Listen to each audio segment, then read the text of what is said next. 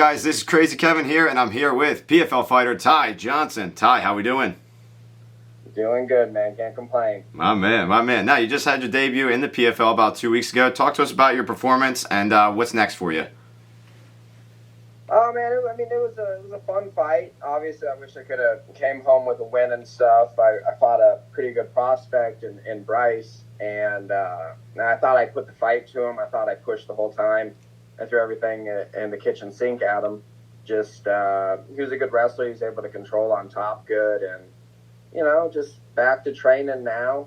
I took about a week off, just kind of like eating good and everything, and then now here at 10, I got wrestling practice and full steam ahead for whatever's next. Now, with that being said, you have like over 20 fights in your career, and you finally got the call into the PFL. What was that feeling like, and who was the first person you told? Man, so yeah, that's the thing is that was my 22nd pro fight. I have 3 fights that aren't on Tapology. I have 2 pro and then 1 amateur. I started fighting in the Dominican Republic, so they're not, very good friends with Tapology, I guess. I don't know. But that was my 22nd pro fight, so I was super happy to obviously get the opportunity and stuff. Like I said, it just sucks to be, 22 fights in your career, get the opportunity and miss, kind of, So right now, it's just kind of, for me, it's back to the regional scene, back to, trying to get the streak back up, trying to get a fight streak going and hope for another opportunity in the future, basically.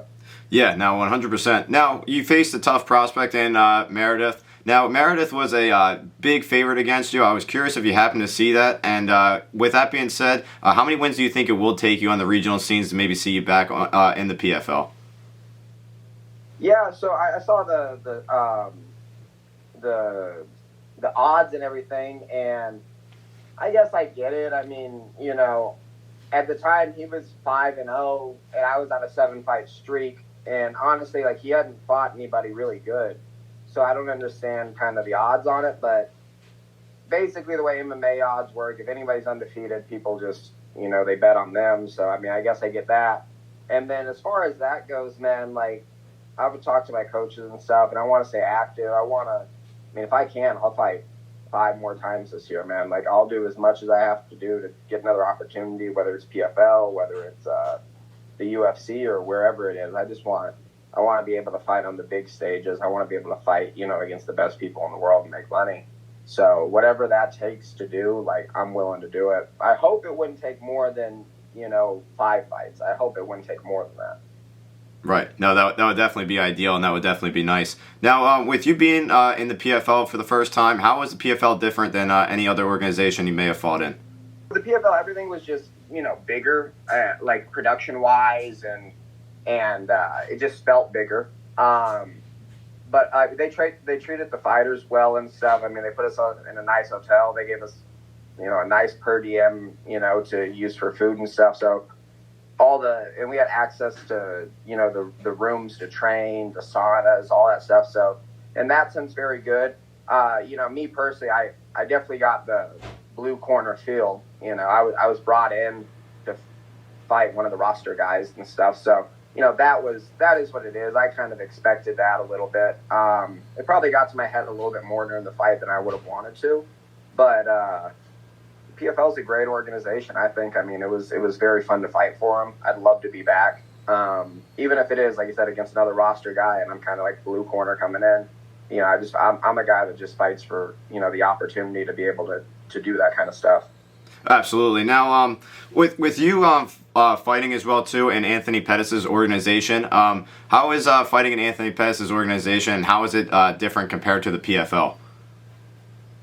Yes, well, I mean, like I said, PFL is just all around bigger. Anthony Pettis was honestly very similar in the sense I took that fight on 12 days' notice, and the guy I fought, Motaz, was very much their guy. I think he's from Chicago. He goes and trains in Milwaukee a bunch with Rufus Sport and all those guys. So that was another one where I was like kind of brought in to lose, but I was able to win and stuff. So I think if I ever fight for APFC again, I think I'll get a lot better treatment, especially being a former champ and stuff like that. And they got to see that I'm not scared of anything. I'm not scared of those kind of situations. I'll go out there and I'll put on a show no matter what, like whether I'm red corner or blue corner. But I would expect it to go back there to, get a little bit more of that red corner treatment than blue.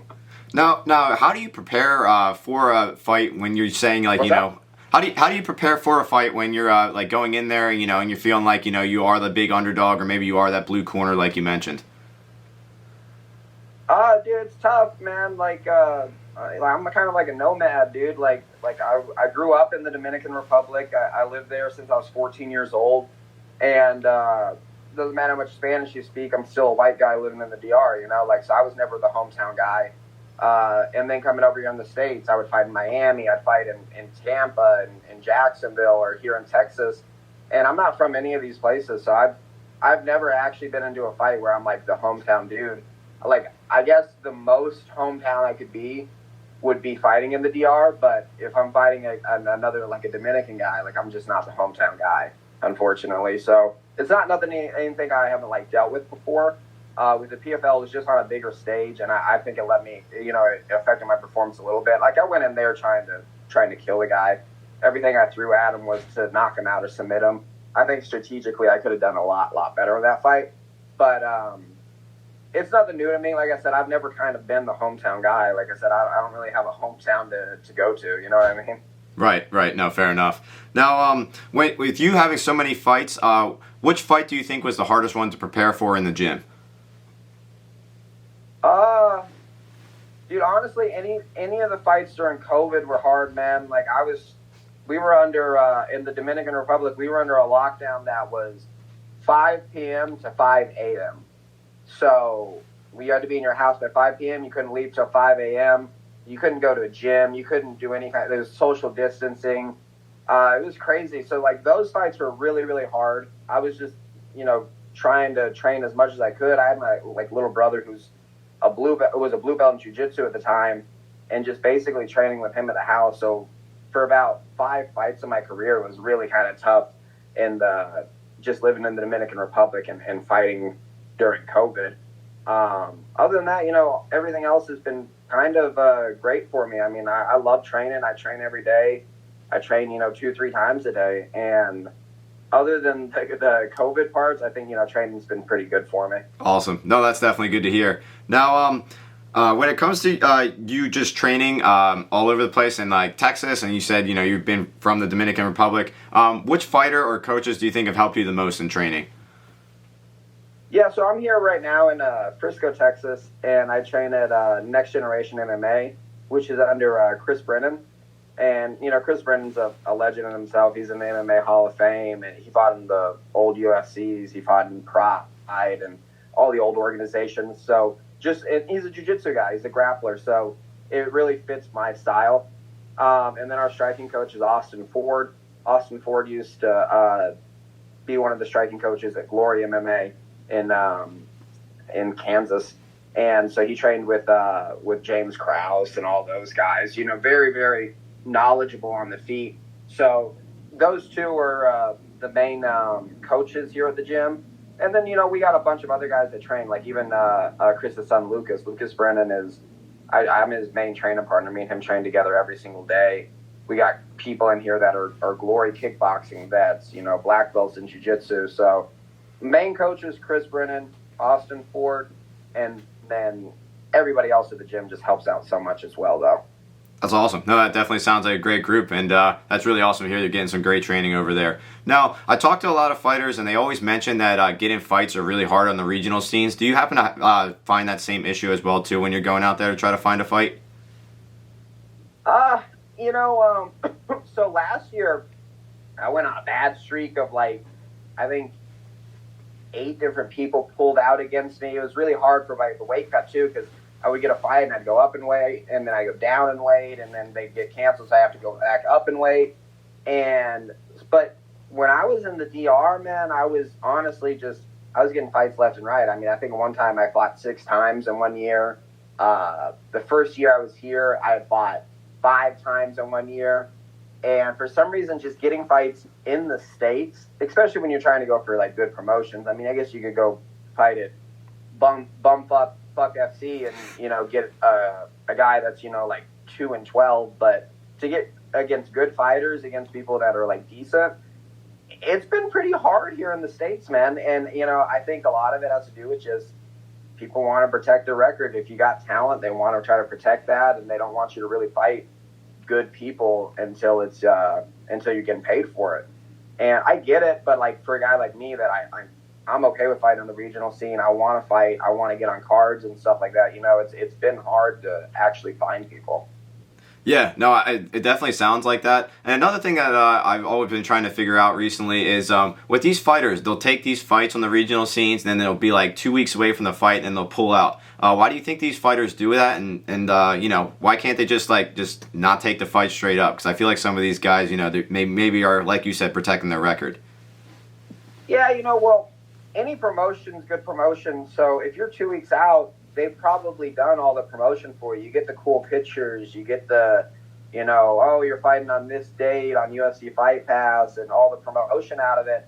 And then, you can pull out really for any reason. So I think a lot of people will take the promotion and maybe, just as it gets closer, they don't, they feel like the fight's not good for them or whatever it is. But I really feel like that might be the biggest thing is, they get the promotion out of it, and they just probably are nervous about the fight or whatever the case may be, but they end up pulling out at the end. That's really interesting. Yeah, I definitely didn't even think about the promotion part, but I could definitely see that now that you say that. So, yeah, that's definitely pretty interesting. So, another thing you mentioned, finding guys on the regional scene and looking at your Tapology, there's one guy that stands out. His name is Vincent Van Gogh. What was it like to fight a guy with that name? Hey, listen. Low key though, Vincent Van Gogh's a good fighter, man. He's really good. He's a Dominican guy, and they call him El Cuco, which is like in Spanish is like the boogeyman. And low key though, like he's a really good fighter. Like you see all of his wins are by knockout and stuff like that. Like he's an exciting guy. So it was a fight that I won by decision. I kind of dominated all the rounds. So it was good to like go in there against a dangerous dude and kind of dominate him and stuff. But definitely a good fighter. Yeah, Vincent Van Gogh, man. He so I also fought a dude. His name on the Tapology is Michael Laya, but his middle name is Tyson. So his name, like, they called him Mike Tyson and stuff. Oh, so I fought a Mike Tyson and I fought a Vincent Van Gogh. So it was pretty cool, I guess. Yeah, you definitely got a crazy resume. That's kind of funny. That's awesome. So, one thing I'd like to ask you as well too. I'm a Taekwondo instructor. I've been teaching for about 6 years now, and I've been training for about 20 years now, and I have about 150 guys at my gym. What advice would you give to those guys to keep on training every single day to keep on getting better and better? Oh man, first thing is you gotta really like it, and that's the most important thing is just obviously liking what you do, and then having the discipline to be able to go every day and then see the results. I think so many times people, they start doing something that they like and, they do it until a certain point and then they plateau a little bit and then they leave it. And, I'm big on that, man.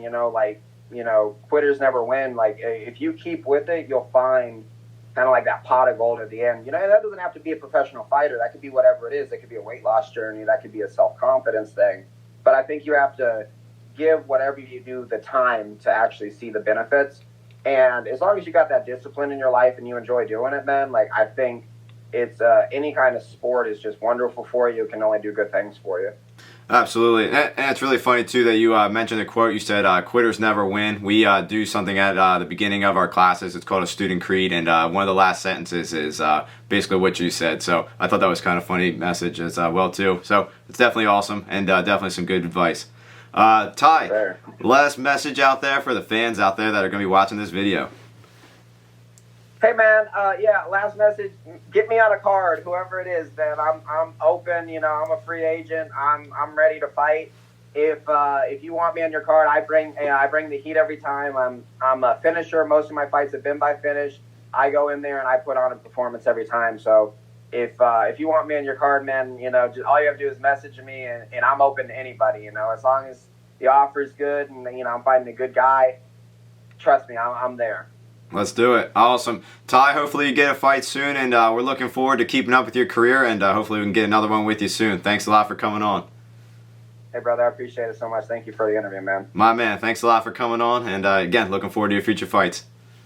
Yes, sir. All right, man. Talk to you later. Thanks again. Bye-bye. You're